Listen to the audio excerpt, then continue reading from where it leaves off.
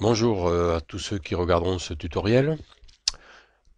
Alors voilà, je fais ce tutoriel suite à mon ami Jean-Paul pour lui faire découvrir comment utiliser Vegas afin de constituer un film avec des photos de voyage bien entendu, que l'on pourra agrémenter avec un fond sonore. Alors d'abord, avant tout, euh, on va découvrir le produit Vegas. Euh, qui est un produit de chez Sony. Dans la lignée, vous avez également DVD Architect, qui en fait est la continuité. Hein, c'est le DVD Architect qui permettra de créer le DVD suite à la composition de ce film. Donc ce premier tutoriel sera consacré uniquement à Vegas. Première chose que nous allons faire ensemble, c'est vérifier les différents éléments de cette fenêtre. Sur la gauche ici, vous avez ce qu'on appelle la fenêtre explorateur. D'ailleurs, on le voit ici indiqué sous forme d'onglet, ici, explorateur. Donc c'est là que nous allons chercher nos fichiers, qu'ils soient films, images ou fichiers audio. Nous aurons ici également une fenêtre transition. On aura un choix de X transitions par lequel on pourra appliquer ces transitions sur nos films ou sur nos photos. Nous aurons également des effets vidéo que l'on pourra aussi intégrer. Et pour finir, des générateurs de médias que l'on pourra insérer également sur notre montage. Je reviens sur l'explorateur. Ici, sur cette fenêtre que je vous indique, c'est une fenêtre sur laquelle nous allons pouvoir visualiser ce que nous aurons sélectionné dans la fenêtre explorateur. Donc pour exemple, si je prends mon dossier Corsica, nous avons ici une liste de photos. Si je clique sur la première, vous constaterez qu'il affiche cette photo. Si c'est un film, il affichera un film. Si c'est un film qui n'est pas reconnu, il ne l'affichera pas. Sur la fenêtre de droite, ici, c'est la fenêtre de prévisualisation. C'est là que nous allons visualiser le résultat de notre film que nous aurons constitué sur notre timeline. Petite remarque, cette fenêtre sera au format qu'on lui aura indiqué au préalable, mais également sera cette fenêtre de prévisualisation, on pourra la mettre sur un écran externe. Il suffit bien sûr, si vous avez un deuxième écran, de cliquer ici sur cette icône pour pouvoir le visualiser sur l'écran externe. En bas, ici, sur toute cette fenêtre du bas, eh bien c'est ici que nous allons faire notre montage. Donc c'est là que nous allons constituer notre film avec l'audio, etc. et les arrangements. Alors on n'est pas limité ici sur le nombre de séquences que l'on peut situer, que l'on peut rentrer. Donc cette fenêtre, on l'appelle la timeline. Première chose à faire avant de commencer notre montage, d'abord bien sûr, c'est d'avoir préparé notre travail, à savoir ce que l'on veut faire, donc c'est-à-dire nos photos ou nos films, nos rushs, et bien sûr, éventuellement, là où les bandes sonores ou les bandes son que l'on veut intégrer dedans. Pour commencer, il faut faire d'abord une première chose, il faut déjà constituer les propriétés de ce que l'on veut faire. Donc, dans notre cas, on veut faire un DVD que l'on pourra lire sur un lecteur de format au niveau PAL. On va le mettre en format grand écran DV PAL. Au niveau de la bande son, ici audio, on laissera sur stéréo, ça nous suffira, sachant toutefois qu'on peut éventuellement intégrer en 5.1. Et on applique. Et vous voyez déjà, notre fenêtre ici a pris le format 16 neuvième. Une fois ceci fait, eh bien maintenant nous allons pouvoir intégrer nos photos sur notre timeline. Donc, je viens ici et je sélectionne toutes les photos en faisant CTRL A.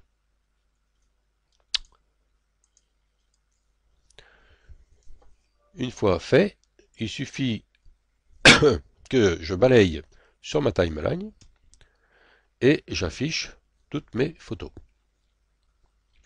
Alors, pour voir la longueur de mon film, ici, j'ai le plus-moins, qui est le zoom, hein. Et là, j'ai constitué tout mon film.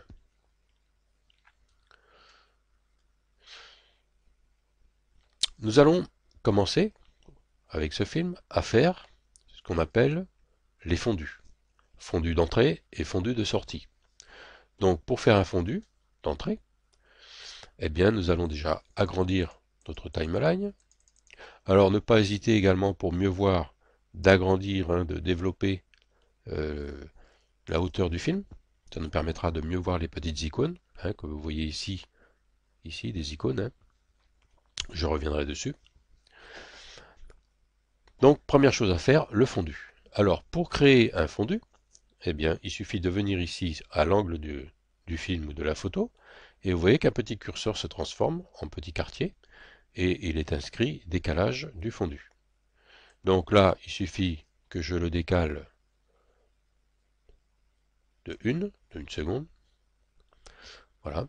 Et alors, pour voir le rendu de ce fondu, eh bien, il suffit que je fasse ici, que je vienne à cet endroit, que je clique gauche et que je balaye. En fait, je veux me créer une boucle de lecture. Attention toutefois, pour que celle-ci fonctionne, il faut que ce petit bouton ici soit sélectionné. Sinon, on n'aura pas de boucle. Pour pour faire avancer mon film, alors, ça c'est important, ici vous avez donc le curseur de lecture, mais sachez que sous Vegas, il faut retenir trois boutons importants, trois touches clavier importantes, qui sont le J, le K et le L. Alors, pour exemple, si je fais le L, je vais, vous voyez, avancer sur mon film. Si je fais K, je m'arrête, et si je fais J, je reviens en arrière. D'accord? Je reviendrai dessus. En attendant, je vais terminer ma boucle. Alors, pour vérifier le résultat de mon fondu, vous voyez que je vois le résultat de mon fondu par rapport à ce que j'ai fait. Maintenant, rien ne m'empêche de travailler en temps réel sur mon tant que ça boucle, hein. Ça me permet de voir en temps réel le résultat de mon fondu. Vous voyez? Voilà, ça me convient, j'arrête. Voilà, pour arrêter, je fais K. Pour supprimer ma boucle, je viens ici et je balaye complètement sur la gauche. Je reviens donc sur cette histoire de avance, arrêt et pause. Enfin, donc pour avancer, je disais donc que je faisais L. Maintenant, sachez que si je voulais éventuellement aller un peu plus vite sur mon film, il suffit que je rappuie de nouveau sur L pour augmenter la cadence, et ce jusqu'à 4 fois plus vite. Vous voyez? Et idem pour revenir en arrière. Alors vous voyez ici, si vous regardez en bas à gauche, vous voyez le curseur qui se déplace à chaque fois que j'appuie sur L. Et débit 4, c'est-à-dire qu'il va 4 fois plus vite. Notez toutefois que pour un film, qui sont relativement très longs, hein, je pourrais aller beaucoup plus vite dans le déplacement sur mon film. Alors pour ce faire, il faut que je vienne sur mon curseur ici avec la souris, je clique gauche et je balaye directement. Et je peux aller jusqu'à 20 fois plus vite. Là, vous voyez sur la gauche. Si je relâche, il revient automatiquement à 0. Voilà pour cette histoire d'avance rapide, qui est quand même importante à savoir. Je reviens au début de mon film. Donc mon fondu de début est fait. Si maintenant je veux faire le fondu de mon fin de film, eh bien il suffit que je vienne également sur la fin ici de mon film et que je balaye pour faire mon fondu. Et mon fondu est fait. Voilà pour ce qui est des fondus. Maintenant, une chose importante, c'est les transitions. Une fois que nous avons terminé ces fondus, nous allons faire les transitions. Alors, première possibilité, soit je fais une transition générale, c'est-à-dire que ça sera la même transition pour toutes les photos, ou alors je fais une transition identique pour toutes les photos. Bon, une transition, pardon, soit une transition, comment dirais-je, personnalisée, excusez-moi, soit une transition personnalisée, soit une transition unique. Alors, première possibilité, donc je vais dans mes transitions ici, vous voyez, donc j'ai tout un choix de transitions auxquelles je peux procéder, mais je peux également faire une transition directe, hein, tout simplement. Il suffit que je mette mon curseur entre deux photos, ici, et que je vienne sur la touche de mon clavier, la barre verticale là, sur le clavier numérique, hein. Alors pour vous le citer, je vais vous faire voir un petit peu.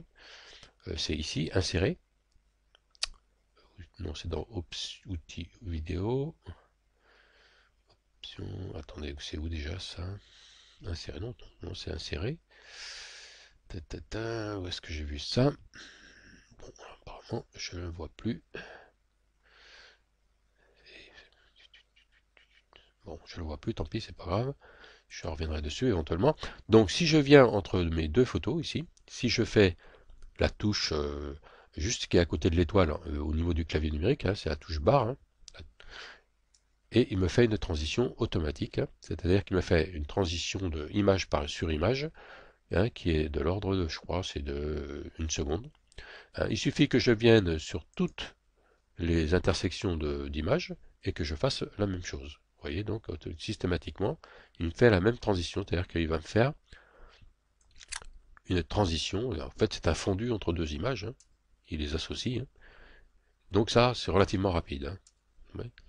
Ou alors, j'ai la possibilité aussi de sélectionner toutes mes photos et de faire la même transition partout. D'accord? Sachant également qu'au niveau des transitions, on peut choisir la transition de quelle forme on veut qu'elle soit. Il suffit ici de choisir le type de fondu que l'on veut. Hein, vous voyez. Donc ici, nous avons tous les différents types, je reviens, de types de fondu que nous pouvons avoir. Après, c'est à essayer. Donc, vous voyez qu'actuellement, c'est celle-là qui est sélectionnée. D'accord? Alors, vous voyez, voilà. Donc, pour revenir ici, donc je vais revenir. Alors, quand vous vous êtes trompé quelque part, hein, ou si vous voulez revenir en arrière parce qu'il y a quelque chose qui ne vous convient pas, eh bien, il suffit de venir ici sur cette petite flèche et de faire retour arrière, et il va me supprimer toutes les transitions que j'ai créées. Maintenant, si je veux faire une transition générale pour toutes les photos, il suffit que je fasse clic droit, que je sélectionne tous les événements jusqu'à la fin, et que j'aille chercher ma transition que je veux. D'accord? Donc si je veux une transition de page roulée, par exemple, ici je vais chercher dans mes générateurs, et je viens ici, et je viens entre deux photos, et vous voyez si j'ai un petit curseur, par moment il se met avec, ou soit il est tout seul, c'est-à-dire qu'il va faire l'application que entre les deux photos, ou sur toutes les photos, et là ça se caractérise par un curseur différent. D'accord? Donc je relâche, et là vous voyez, il me fait toutes les transitions de page roulée sur toutes les photos. Bien sûr, je règle les paramètres, et voilà. Donc, pour le visualiser, voilà. Voilà ce que ça donne. OK? Voilà pour ce qui est des transitions. Nous allons pouvoir également aussi insérer du texte sur la photo ou sur les différents endroits du film. Parce que vous comprendrez bien que par exemple, si je prends ici sur le début de mon film, je suis dans un endroit précis de mon parcours des vacances.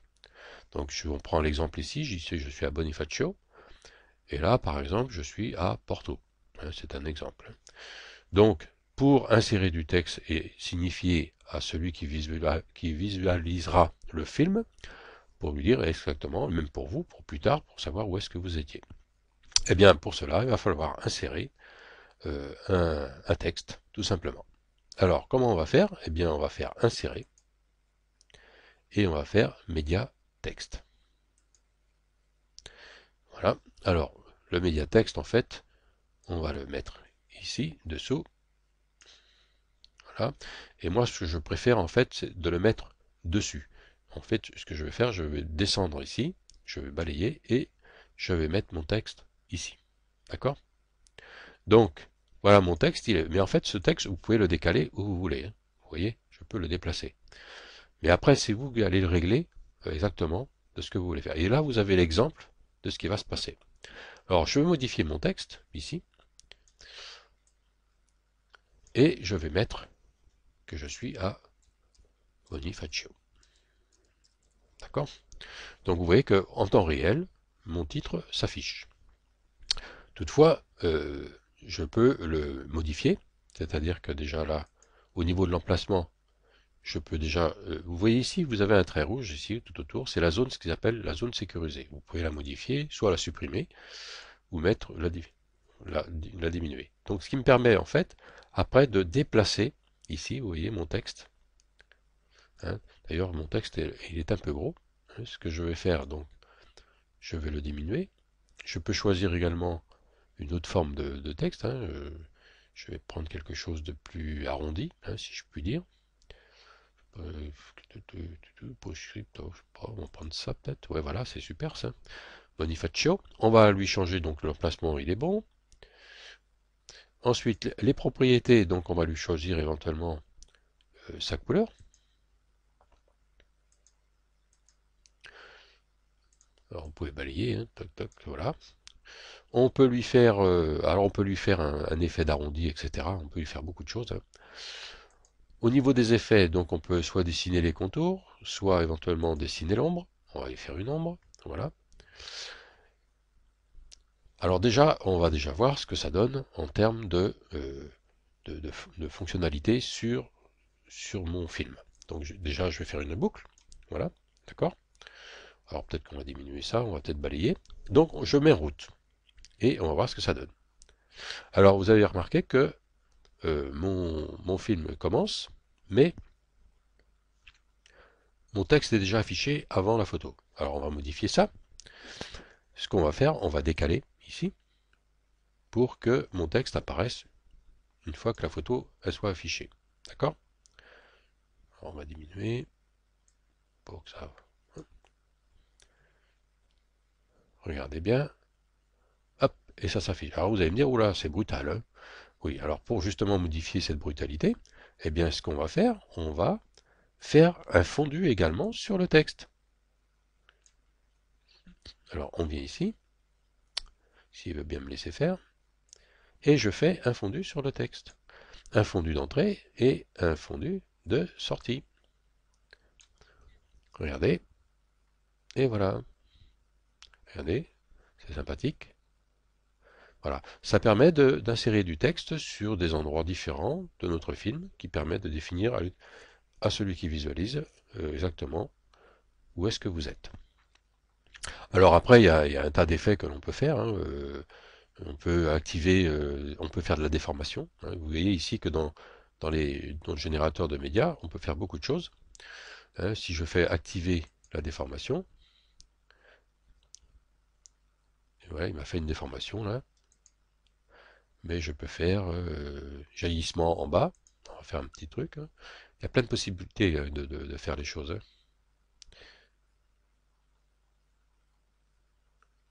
Hein. Pression, arrondir en haut, on peut faire beaucoup de choses, hein.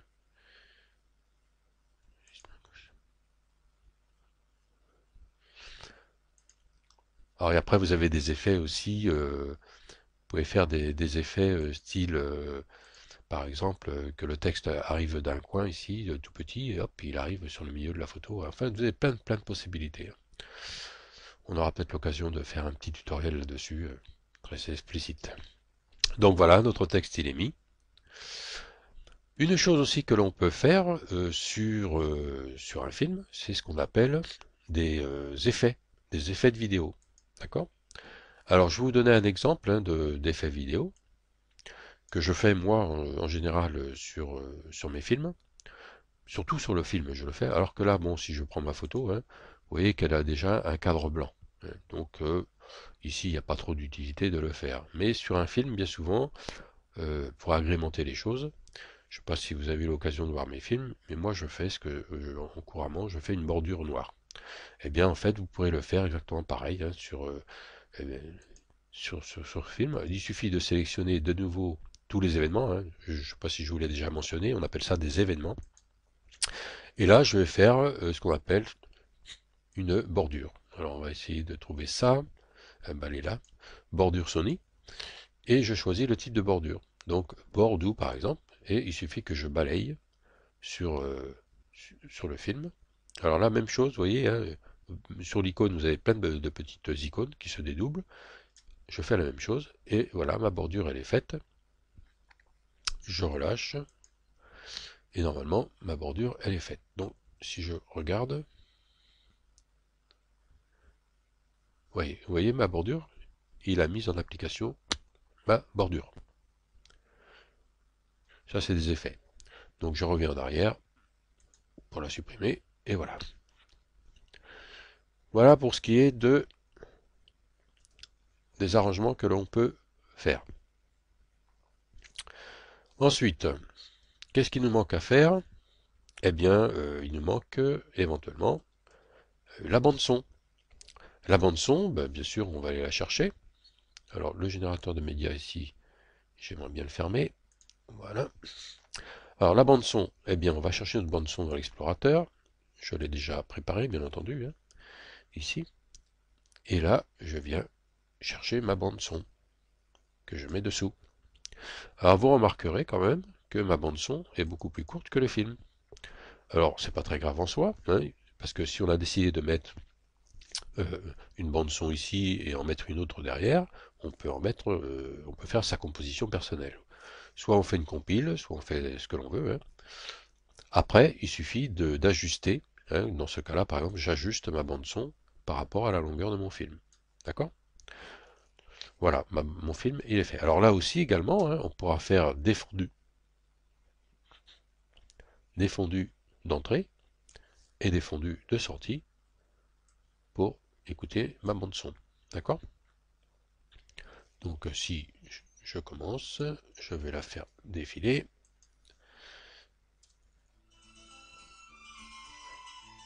Voilà, voilà ce que ça donne.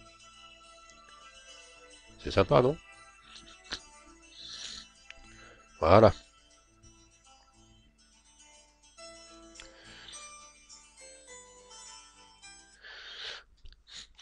Maintenant, il nous reste une chose à faire, c'est le générique de fin, ou le générique d'entrée. Alors le générique de fin, ben, on va dans le générateur de médias, et on va chercher un générique de fin. Alors vous avez le choix, hein, le générique de fin, c'est pas ce qui manque, hein. On a du choix. Enfin pas beaucoup, mais ça suffit pour ce qu'on veut faire. On va aller chercher un générique de fin, et on l'insère à la fin de notre film. Voilà. Bien sûr, il faudra changer tous les éléments de texte, hein, pour pouvoir mettre ce qu'on a envie de mettre. Et puis suite à ça, eh bien, on va pouvoir fermer ce paramètre et notre générique de fin il est fait. Toutefois quand même, il faudra peut-être rallonger la bande sonore jusqu'à la fin du générique de fin. Voilà. Si je regarde maintenant,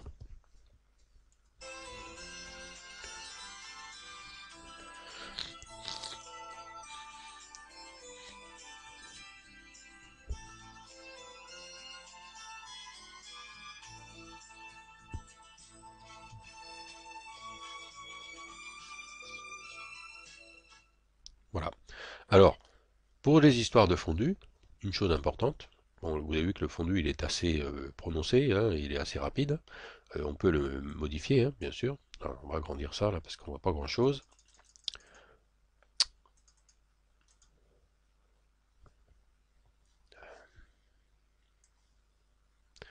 Voilà. Alors, pour le fondu, ici, on peut bien sûr l'agrandir pour que ça baisse tout doucement. Sachez quand même toutefois pour cette histoire de fondu, ici, si je fais un clic droit sur mon fondu, bien sûr s'il le veut bien, parce qu'apparemment il ne veut pas. Ah zut alors. Parce que vous avez différents types de fondu, hein. Ah, voilà. Type de fondu, je choisis le type de fondu que je veux. Bon là il est logarithmique, mais je peux le faire linéaire, je peux le faire en hyperbole, hein. Voilà, je choisis ce que je veux comme type de fondu. C'est une petite chose que je voulais vous dire. Voilà pour la composition de ce film. Que dire de plus? Je réfléchis. Bon, bah, je pense que là déjà notre film est constitué. Euh, Si, une chose aussi quand même, par rapport, pour éviter de faire des bêtises, surtout quand on fait certains montages, il y a cette notion de groupe. Alors, ici, par exemple, les photos sont complètement indépendantes. Et des fois, une mauvaise manipulation, ça pourrait faire décaler les photos. Alors, ce qu'on fait, on va faire clic droit dessus, et on va faire ici, groupe. Et on va dire, bien sûr, oui, autant pour moi, il faut que je sélectionne avant tout, CTRL A, et je sélectionne groupe, et je fais créer un groupe. Ça veut dire que maintenant, l'ensemble est indissociable des uns des autres, ce qui évite surtout de faire des bêtises de manipulation. Voilà, notre film est terminé. Il ne reste plus qu'une chose à faire maintenant, c'est de le créer. Et bien pour le créer, il va falloir faire fichier, rendre en tant que, et là nous allons bien sûr lui donner un nom, Corsica. On va l'appeler Corsica 2. On vérifie également ici donc notre flux vidéo grand écran PAL DVD Architect, c'était bien ce qu'on avait indiqué au départ. Par contre, ce que je vous demanderai surtout de faire systématiquement, c'est d'aller cliquer toujours sur le bouton personnaliser. Pourquoi? Parce que sous certains formats, le son n'est pas pris. Ça c'est très important. Donc, il vous faudra toujours aller voir la séquence audio ici et inclure la séquence audio. Bon là, elle est incluse, donc ça ne pose pas de problème. Mais sachez que certains formats n'acceptent pas d'inclure une séquence audio. D'accord? Donc il faudra inclure cette séquence audio dans DVD Architect. Voilà, donc notre film est quasiment fait, il suffit maintenant de l'enregistrer. Donc je ne vais pas vous faire attendre que ça soit enregistré. On se retrouvera certainement sur un deuxième tutoriel qui nous permettra de mettre ce film en évidence sous DVD Architect et de créer notre DVD. Voilà, je vous laisse. Et puis je vous dis à bientôt. Maintenant, à vous de travailler. Et puis vous verrez, c'est pas si compliqué que ça.